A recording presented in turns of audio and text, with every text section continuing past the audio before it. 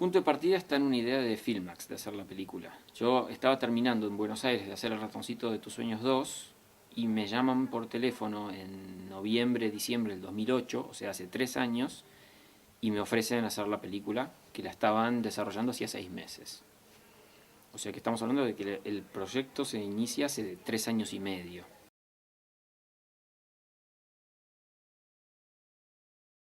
Yo había oído hablar de él, pero no tenía más información que era un gorila albino. Y entonces a partir de ahí investigué y me enteré de toda su vida.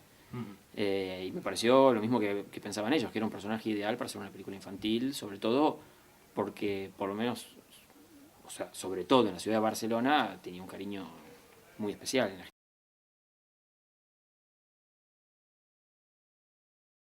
Sí, en realidad lo que hay que tomar son muchas previsiones, porque el rodaje no deja de tener el ritmo de rodaje de un rodaje convencional, o sea, son rodajes de mucho ritmo, y esto agrega más dificultades.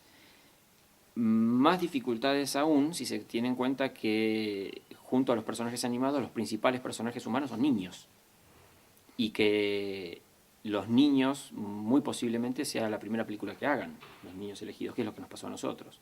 Entonces lo que tenemos son una serie de herramientas que nos ayudan a rodar, a preparar la película y a rodarla. La primera y fundamental es el storyboard, que es lo que también se hace en cualquier película de animación, ¿sí? Como primera base antes de hacer un layout y luego hacer la animación en sí, etcétera, todo el proceso.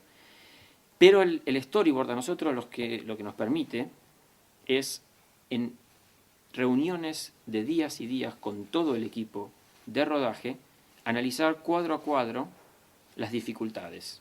Y las dificultades van desde un plano en el cual solamente hay un personaje de animación y la dificultad es mínima, hasta un plano donde puede haber movimiento de cámara, personajes humanos, personajes animados y contacto entre los personajes animados y el humano o personajes animados y objetos reales.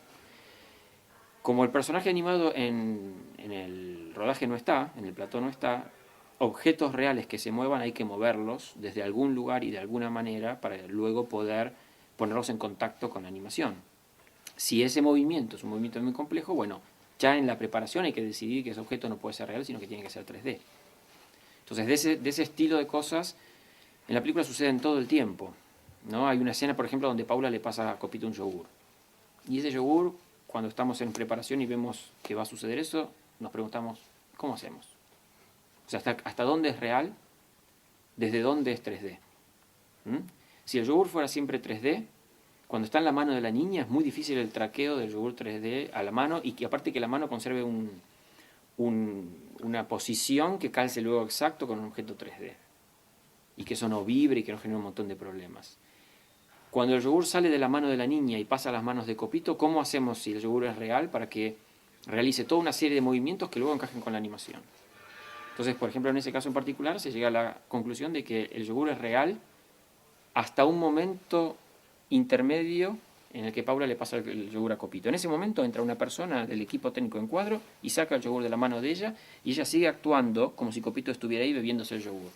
Y en postproducción lo que se hace es, en el momento en que le retiran el yogur, a partir de ahí, en el frame siguiente, se coloca un yogur 3D idéntico al real que se llevó a la persona, que continúa el viaje y pasa a manos de Copito y Copito se lo bebe. Eso es un ejemplo de un plano. Después había otro plano, por ejemplo, donde Copito mete su mano en un charco de agua y barro.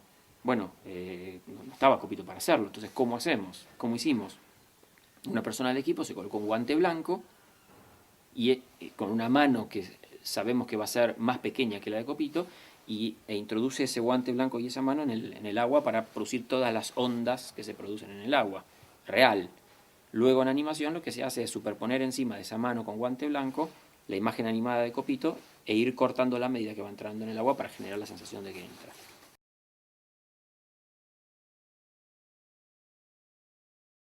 Sí, hemos quedado satisfechos. Fue un trabajo largo, o sea, son trabajos que requieren de una energía, del doble de energía que cualquier película.